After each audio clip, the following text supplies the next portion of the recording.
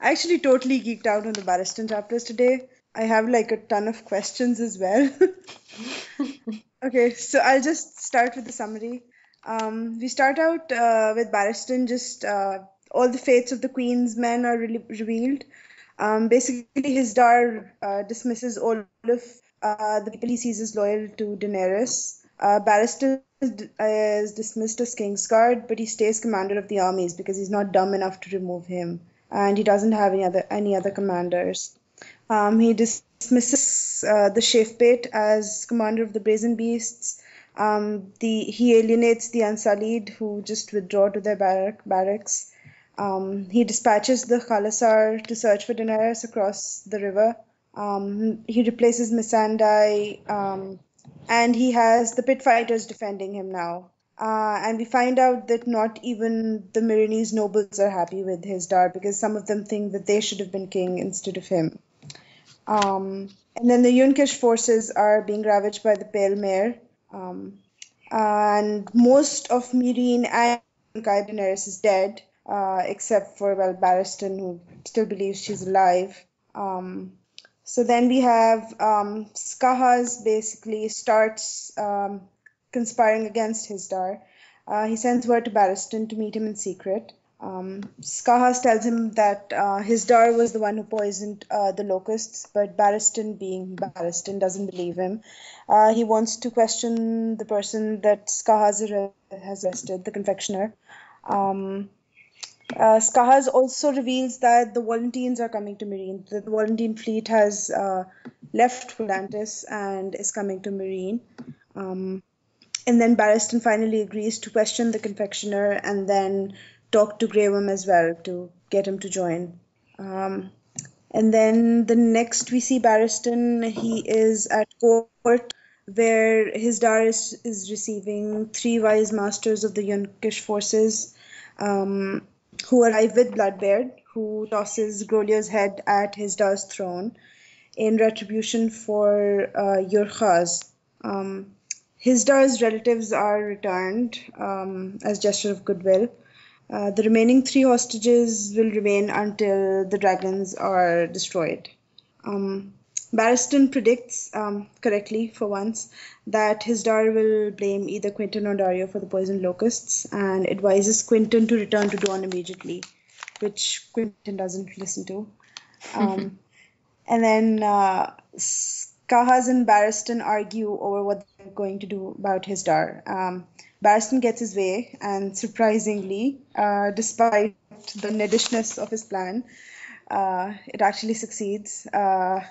Barristan goes to question Hisdar and finally arrests him. He tries to arrest him, but Hisdar calls out Hraz. I think that's how you pronounce it.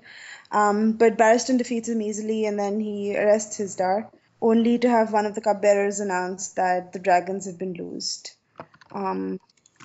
So in the aftermath of that, we find that the dragons have made lairs in 2 of the pyramids, but they would have laid fire to the city, but there was a lot of rain, and the rain has put out most of it. Quentyn dies painfully. The sons of the Harpy kill a lot of people. Hey, some people don't think he's dead. Retaliation.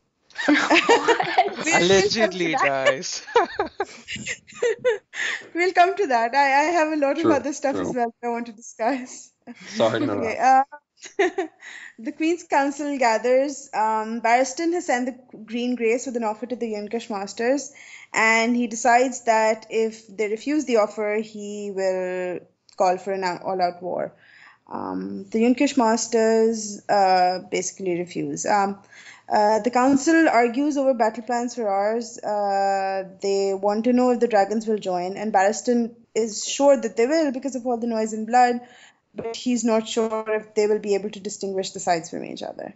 Then Barristan gets Quentyn's companions to agree to return to the Yunkish camp and release the hostages. I think it was Jogo and Daario and who was the third one? Hero. Yes, Hero. And thank you. And then they can have Quentyn's bones back to deliver to Dorne. The Green Grace returns to say that the Yunkish have refused the offer, But before Barristan can respond, the Yunkishmen start throwing corpses over the walls, which is how it ends. Okay, so I have the things I want to discuss from Barristan's chapters. Okay, so Jairus Drinkwater, I think he mentions that one of the windblown shot at I think Viserion or Rhaegal before they actually attacked. So were they trying to provoke the dragons, or was it just, were they just afraid? And then about Summerhall, I always thought that they were just trying to hatch dragons, and it just failed, and they all died. But it turns out that there was something else going on entirely from what I can read in Barristan's chapters. And then, do we have any theories about who the corpses are? Are they the hostages, or are they just victims of the Pale Mare? Yeah, I get the feeling that they were just, bloody flux, corpses with bloody flux, so just to infect the city too. I Yeah, agree. that's true. Yeah. Yeah, that's what I think. I can answer the Drinkwater one because that's covered in Quentin's chapter, but pretty much one of the guards freaks out when Quentin's crew get in there, and he freaks out because of the dragons and shoots a crossbow quarrel, and then the dragon eats him. So it wasn't intentional. He just freaked out. No, I think he just freaked out when the dragons were there. I don't think he was trying to provoke the dragons into anything. That's how I read it, though. Okay. I agree. Okay. Mm-hmm. And who is the harpy? The Green Grace. Yeah, the Green Grace. Wait, what? Are you guys serious? Definitely. Yeah. You guys don't think it's Histar No, or Histar Skaha is- somehow playing the double agent? I don't think Hisdar is smart enough for them. Yeah, I think Hisdar's an idiot. Yeah, he's a total pawn of the Green Grace. Yeah, exactly. The Green Grace Danny- set up the wedding. Oh, I think I was just saying that Hisdar is useless. He's dumb. She disappears and he's found in bed with a slave in moments. And he's incompetent and rules badly. And if he did try to poison Dany, it was a really, poor attempt. And if he didn't, then he's also clearly not the Green Grace. So Exactly. I completely agree on that, because it seems to me like he has the most to lose from Dany dying. With Dany alive and married to him, he has shared rule of the city. With her gone, what's his legitimacy? And I also don't think he poisoned her because, okay, he says, why don't you try one of these locusts? But when she says no, she'd rather not. He doesn't press her towards it a second time. Yeah. It just feels like there are other people, including the Shave Pate, who have far more to gain from Dany dying than he does. And he's also, like you say, he doesn't betray any kind of intelligence elsewhere that would suggest he'd be involved in that. So I'd go for the Green Grace as well. Yeah. Bina actually touched on part of my next question, which is the Shave Pate's loyalty. Do we actually know that he's loyal to Daenerys? No, I don't think so at do. all. I think he is, and I don't know why. I just think he is because I like him a lot. Yeah, same thing I here. think he's come too far. I think he's come too far. He's been too obvious in his loyalty to Daenerys. Exactly. That's why I think the Shave Pate, Skahas is definitely on Dany's side. Raznak, though, the perfume seneschal, I'm kind of doubtful because he quickly changed to Histar when Dany went missing. Reading Barristan's chapters today, they were like, I don't know, there must have been at least 12 references to Raznak as the perfume. But you see, I go by the how obvious is it question. So I think that it's too obvious for the perfume seneschal to be a traitor. And and I think that the Shave Pate... It's there again and again. Yeah, exactly. So to me, that's kind of a red herring. And I think that the Shave Pate, to me, he's kind of like the little finger of Essos. I don't trust anything he says. I was totally convinced that the perfume seneschal was against Dany, but then when Zarazon Daxus brought his fleet, right, 13 ships, and was like, hey Dany, take the 13 ships and go, Raznak was one of the guys who objected to it. I mean, Skahas was going to object anyway, but it was surprising that even Raznak was like, hey, if you go, these people are going to kill us. Yeah. He didn't just say it, he whined like a little bitch. I don't know much about Raznak, but I think the Shave Pate, I don't think he's trustworthy, but I don't think he's a traitor. I think that he saw an opportunity and went for it, and then now she's gone. He's going to try to find other opportunities and seize them. But I Yeah. can't really picture him, unless he's Littlefinger level, like gifted, which doesn't really seem. I can't really see. We don't know enough about him to know. I can't see him trying to poison her because it's insane. It's far too like ballsy a move. It only makes sense if you have Littlefinger like levels of arrogance. Who do you think is the poison candidate then? Both of you, I guess. Because it's much more like, or whoever, or the harpy, because it's much more likely that if everything falls apart, that the status quo in some way will return, than it is that the Shave Pate will manage to yank power. Okay. Since he got sidelined pretty quickly. Like, he still had a great deal of loyalty, but like he got sidelined pretty quickly. This is what I was feeling. I felt like the Shave Pit might have had a hand in poisoning the locust. Nothing too severe, just a mild poison. A Breaking Bad reference, Lily of the Valley. Maybe, oh yeah, or Something like that. A mild I could poison, totally see and just so to change the status quo, just so that Scar has, or sorry, his dad is a suspect. Yeah. What's the point That of would a make mild poisoning? You just want to give someone tummy ache? Yeah, no, you make Well, it that's look. what Tyrion does, doesn't he? He Yeah. poisons Cersei to get her out of the way. So if everyone in that booth, bar Hisda, had one locust, they might have all had a tummy ache for a week. And Yeah, then, but what does that do? What does but it like? gets them out of it- the way so that they can do all their political workings. And then And it- once, yeah. I was just saying, and it also, if Dany thinks someone's trying to poison her, she's immediately going to think Hisdar. Yeah, it just happened too quickly, right? I mean, this got poisoned, and immediately here's Skahaz saying, "Oh, I found the confessioner, who and he admitted to poisoning the locust." It just seemed too convenient. Yeah, it could have been meant to be mild so that she'd have to use him more and rely on him more. And it's just that Strong Belwys ate like 1,000. And we never actually see Barristan question the confectioner, so we don't know if that story is true. Yeah. Also, I wouldn't necessarily trust Barristan's interpretation of whatever the results of that interrogation were. He's a great soldier, but he's not necessarily a good political player or interpreter of things. It's very interesting. This guy lived all his life in King's Landing, and he was so uncomfortable in his role here in Meereen that he was not confident of his moves. He didn't know who to suspect, not to suspect. It just felt very uncomfortable, right? He is very uncomfortable. He really doesn't know what to do. He questions himself over and over again. Somebody else might have done it better. Somebody else would have known what to do, how to react, and he's very like Ned. He reminds me a lot of Ned. He suspects everybody, and yet he trusts everybody. It's confusing.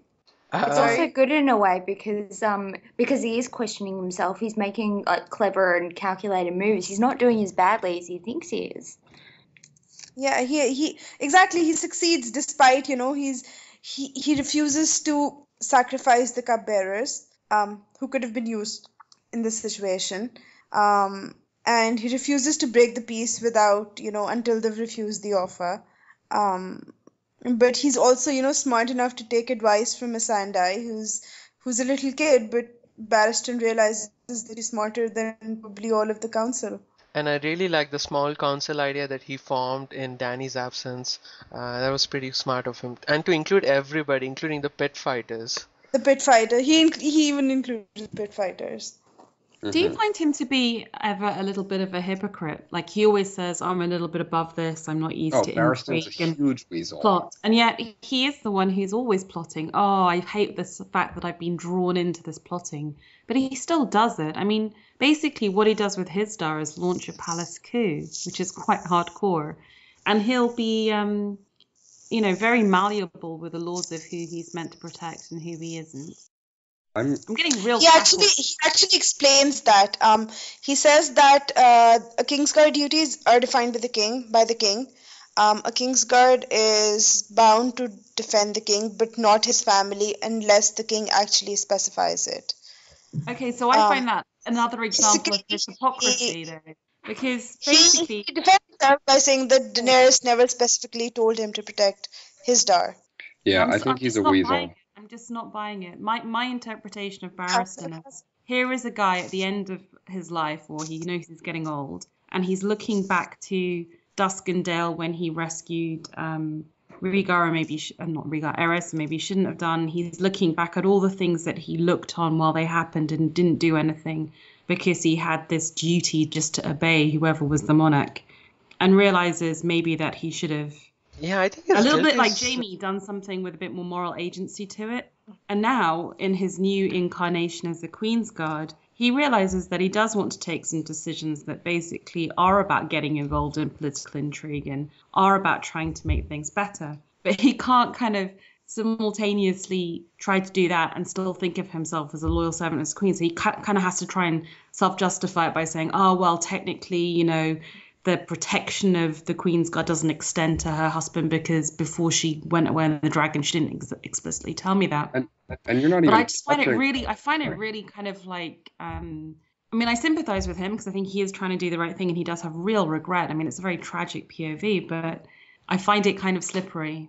I think he's a weasel. FT Ward has totally convinced me. I think he's just like unreal. I think you're not even touching on the whole, like, he's a loyal servant of the Targaryens. Oh, wait, now I'm not anymore. I think he's just like kind of untrustworthy and a total hypocrite. And like, I think he's cool and like, congrats on him for being a great sword fighter in his 60s. But I think he's a hypocrite and a weasel. But the tragedy is he doesn't even recognize that fact. So Littlefinger knows he's a player. Barristan, I think, genuinely believes at all time he's a loyal queen or Kingsguard. Which is stupid. I think because there's a he's very the deep, king. yeah, there's a real deep level of self-deception going on with Barristan that I find. And he also has, I mean, like, I'm going to sound like a real character assassination now, and I actually quite like Barristan.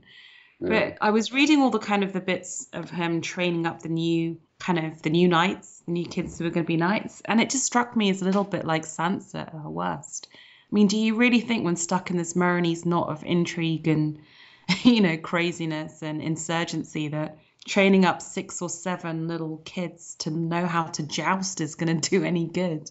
And then he gives them this lecture on chivalry, and being a knight isn't just about carrying a sword and swearing an oath. And you think, oh my word, we've gone through the Looking Glass And now. he actually looks down at them. He keeps thinking they're low born, but they might become something.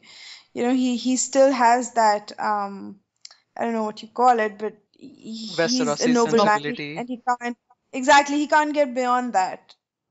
Yeah, he and Skahas make a very good team. I think Skahas being paranoid and everything, and he has Barristan calming him down and being more conservative.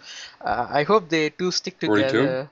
So I was just going to say that the last time we saw Barristan before FeastDance, he was telling us that he was going to tell Dany all about her family and especially Rhaegar. And okay, we get snatches of Harrenhal and Summerhall and Duskendale, but I was really disappointed that he never just sat her down and told her what happened with Rhaegar. And I was just wondering if anyone else was kind of infuriated by him in this book. Well, he couldn't I tell her was because it would have been a hear all that. spoiler. Sorry, go ahead, Nadia. I wanted to hear all that, but yeah, Vikram's right. That would have been a major spoiler. Yeah, it's a blame Martin, not Barristan. Yeah, but I Yeah. kind of feel at this stage of the cycle of A Song of Ice and Fire, George R. R. Martin, aka Barristan, needs to start spoiling some stuff. Yeah, but the problem with that is that it's too easy. We don't get the payoff that way. I think it's also another example of Barristan being a useless weasel. Like, he knows all this valuable stuff about her family that's either important because it's about prophecy or is important because it explains why Rhaegar was a bad guy or whatever. And instead of immediately telling her, he's just like, no, I'm going to sit on this information for no reason. But he does try to tell her at one stage. Yeah, he And tries then for like she a goes, minute and then it's up. well, she does, and then she's like, oh, maybe later because I'm not in the mood or something. She blows him off at one stage because she's in a bad mood. I kind of feel like it's important enough. He should have been like, I'm going to tell you now, Dany, you have to be an adult, even if she is 15. That's terrifying. Wait, my brain just processed. She's 5 years younger than I am. That's, good God. I'm still freaking out how young you are, Lee, so I'm like doubly freaked out. right Sorry. No, but I mean, like, why would a 15-year-old be put in charge of anything? now. Because Alexander the Great conquered the known world at 23. We're all Yeah, and then hundreds. true. Well, I've wasted my year at 23 then. I haven't conquered anything this year. So can we spend a few Disappointed in you. minutes to talk about Summerhall? I mean, it's Yeah, that's my. so okay, one piece of information we got from Barristan's chapter is that's what happened when Prince Duncan the Small married Jenny of Oldstones. He actually gave up his crown for who's Aerys' father name? Jaehaerys, right?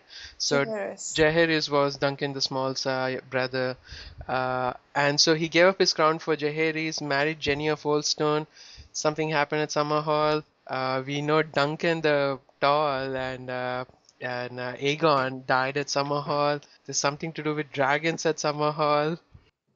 Actually, Barristan says that all three sons of Aegon married for love, and it just all culminated in the events at Summerhall. And he mentioned sorcery and dragons and whatnot. So there's definitely more going on than just hatching dragons.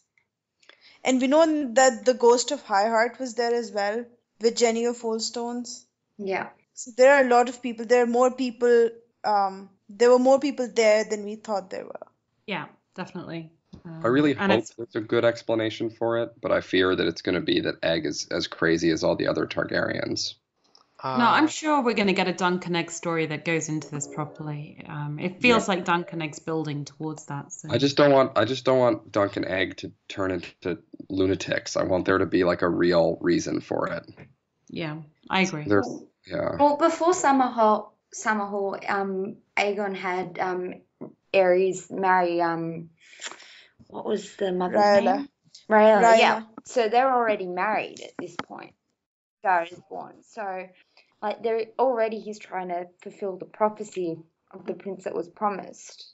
And there's a hint that that Elia might have been complicit in Rhaegar going off with Lyanna because she couldn't have any more kids, that it wasn't this great scandal.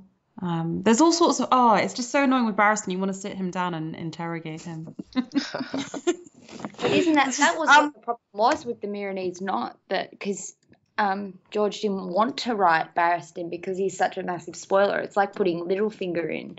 Like, how do you keep him from thinking about all the things that he knows that would spoil the whole story? I hope the last book is just POVs of Barristan, Selmy, Littlefinger, the Three-Eyed Crow. Who else? The others. Howland Reed. Howland Reed. I don't want Littlefinger to still be alive at that point. There are repeated mentions of the Volantene fleet coming to Meereen, but aren't they transporting Aegon and his forces to Westeros? And people think that they've deployed their fleet, they're coming to Meereen. Well, we can talk about the Aegon thing in my John Cunnington discussion. No, it's just why are the Meereenese thinking that the Volantenes are coming to help them? They are, right? They are? Basically it was Skahas. Well, yeah, basically it was Skahas who kind of says, hey, by the way, the Yankish peace is a farce because they're recruiting sellsword companies. They recruited the Long Lancers, the Wildcats, or the Company of Cats, and the Windblown, of course. And they also got the Volantenes. And then, of course, and also we get from the John Cunnington chapter that the Volantenes were trying to recruit the Golden Company to go after, or the Yankish were recruiting the Golden Company to go after Meereenese, and they would give slave girls to all the soldiers and the captains and stuff. Because they just gave a few ships. They donated some ships to the fleet that was going to take the Golden Company to Westeros, but they would still have the majority of their force ready to go to Meereen, I think. In the Victorian chapter, he says that he's almost racing the Volantene fleet. They left Volantis as soon as they heard that the Volantenes were sailing to Meereen because they wanted to try and beat them there. Exactly. Okay.